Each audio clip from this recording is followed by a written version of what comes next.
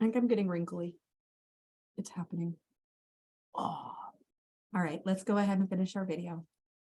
Okay, we just finished special orders. So we've done drop a product line, we've done make or buy, like outsource, and we've done special orders. And so we only have 2 items left to consider. The next one is utilization of a constrained resource. So utilization of a constrained resource, a constraint is something that holds you back, something that holds your business back. So to constrain you. So I always say in class, I'm like, if somebody was getting ready to punch someone else, I would constrain them, I would hold them back. And so in your business, a constraint is something that limits you. So it can be a machine, it can be an ingredient. So for a while, vanilla was super, super expensive. And my mom bakes cookies for a living. So she uses a lot of vanilla, and she won't use imitation. She has to use pure, blah, blah, blah, right? It was expensive. So I would buy this little tiny bottle of it for her at Sam's, and it was like $18 or something. And I was like, holy crap, that's a lot. So that would be a constraint in her business. She would have to consider that she wants to limit the usage of it. So she was making like 5 different kinds of cookies, and one of them needed twice as much vanilla as the other, then that would be her constraint. And she might actually make better money by selling cookies that need less vanilla because vanilla was so expensive. The same thing could be said for all kinds of other products. So if there's a tomato shortage and we are Heinz and we make ketchup, and so, or maybe we're Hunt's, let's be Hunt's. That's the other ketchup brand that's most popular. And Hunt's makes ketchup, but they also make like tomato sauce and tomato paste and stewed tomatoes, or diced tomatoes in cans. So if tomatoes were a constraint, they would have to figure out the best use of tomatoes in their business. And so I think there's a lot, I don't know this because I'm not an expert in tomatoes, but I think there's a lot less tomato in ketchup than there is diced tomatoes. So if tomatoes were our constraint, maybe we should focus on producing ketchup if we have to decide between the 2. Okay, so let's go ahead and let's look at our example. We have 2 different products, X and Y. Aren't I creative? And our current constraint is machine N34. So this is a machine that is a constraint for us. And so we sell our products for 60 and 50. The variable cost per unit is 36 and 35. So basically we make 24 or 15 per unit. So remember, SPPU minus VCPU is CMPU. Now this contribution margin ratio, we haven't talked about it in a while, but remember it was 24 divided by 60 or 15 divided by 50. The CMR tells you how much money you make per dollar of sales. Okay, and the current demand in units is 2,000 and 2,200.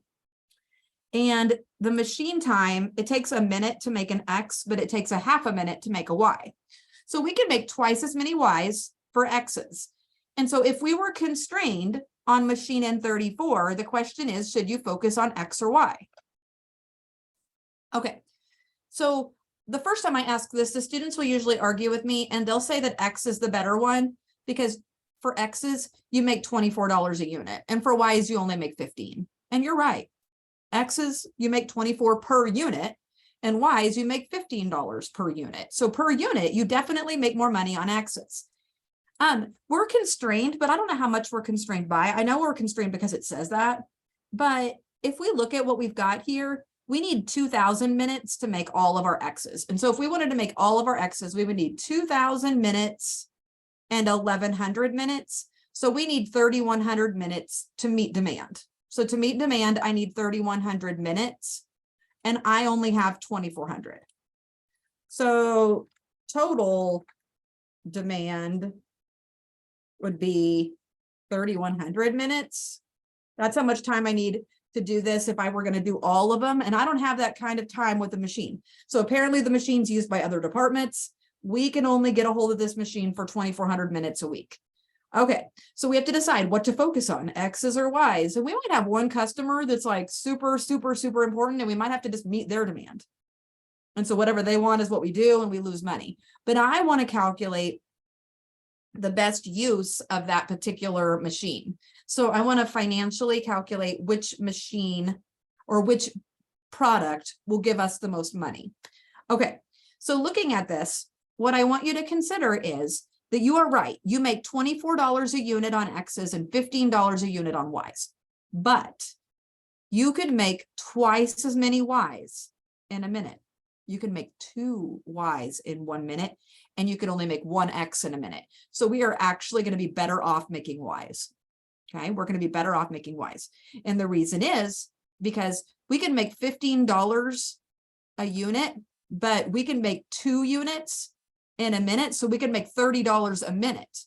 And here I can only make $24 a minute. Okay. So the way you do it mathematically, the way we're going to set it up every time is that the CMPU was 24 and 15, and then you're going to divide by the constraint. Divide by the constraint. So you take CMPU divided by the constraint. So divide by 1 minute and divide by 0.5 minutes. Okay. So if we do that, it's bothering me that it's up in. Okay. So 24 divided by 1 is 24 per minute, but 15 divided by 0.5 is $30 per minute. So we are going to focus on Ys. We make more per minute on Ys. So Y is the right answer. And so what I really want to know, and that's as far as you have to go in your homework. You just have to tell me which one to focus on, like what order you should produce. You should do all your Ys first and then your X's. And so, but I'm curious, like what I would tell my employees to do. So what I would tell my employees to do, they have 2,400 minutes available. So I would tell them to do their Ys first. And to do all of their Ys is going to take 1,100 minutes. So they're going to use 1,100 minutes to make all of the Ys. So they'll have like 1,300 minutes left over. So then I'll tell them to make 1,300 X's. So if I were giving instructions to my crew, I would tell my crew to make, I tell them, go out there and you make 2,200 Ys this week and you make 1,300 X's. And that will be the best use of my money. So I set it up to kind of take you through this, but the students are like, do I need to memorize this? And the answer is no, you don't need to memorize it, but I think I can use common sense and I can figure it out. If I have 2,400 minutes available, it's going to take me 1,100 to make all the Ys. And so I'll have 1,300 minutes left over. And so I'll be able to make 1,300 X's. So to kind of write it out, I have 2,400 minutes available and I'm going to make 2,200 Ys, and each Y takes a half of a minute. So total time needed is 1,100 minutes to make all of my Ys. So I have 1,300 minutes left over. It takes 1 minute to make an X. So I can make 1,300 X's. Okay. So if I do that, if I make 1,300 X's and 2,200 Ys, my contribution margin in total will be 64.2. And no other combination, when you consider 2,400 minutes, will give you a better answer. So making all the X's instead, if you made all of your X's instead, it would take you 2,000 minutes to make all of your X's. You'd only have 400 minutes left over to make your Ys, and your overall dollars will not be better. The one thing I would point out is that I'd try to get a hold of that machine for some overtime. So if I could get my employees to come in and work 1 hour of overtime with that machine, then I basically would be able to make $24 a minute on that. And so I would make significant profit by being able to do that, because I want to be able to fulfill demand. So if I did that, if I went ahead and I make $24 a minute, if I did that for 60 minutes, 1 hour of overtime, I would bring in $1,440. And I know their overtime rate's probably like $20 an hour. So I would make a significant amount of profit on that. So it would be a really good idea for me to do that. Okay. Last topic.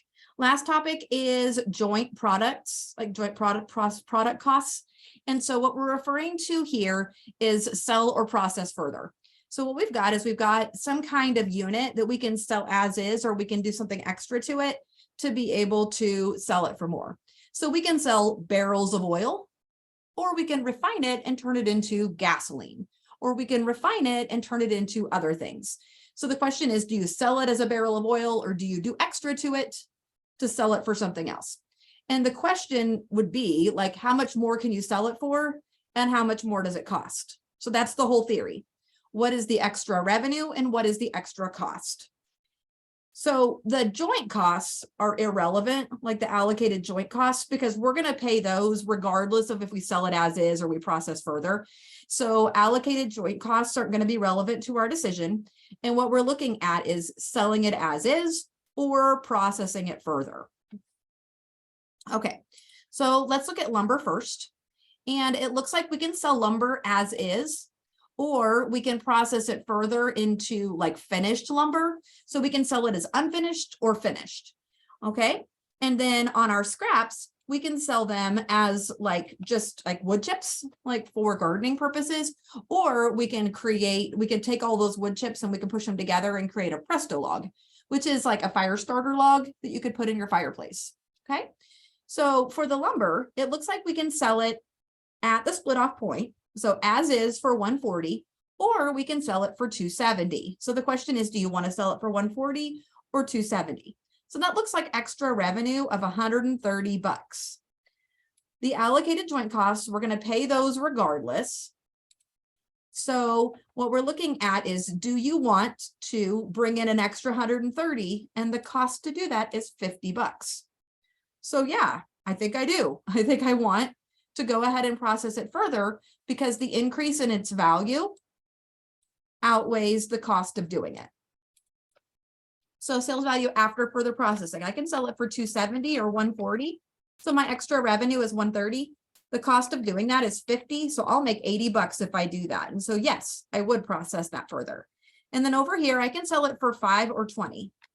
So 20 versus 5 is extra revenue of 15. The cost of doing that is 4. So yeah, I'm going to do that too. If you got a negative answer here, then the answer would be no, do not process it further. So if the cost to process it further was 40, then I don't want to spend 40 to get 15, and that would be a bad idea. So that is it. That's our very last chapter. So we have 5 different kinds of decisions, and we basically are just looking at like, is it a good idea financially to do different things? So I hope you guys are well. Talk to you later.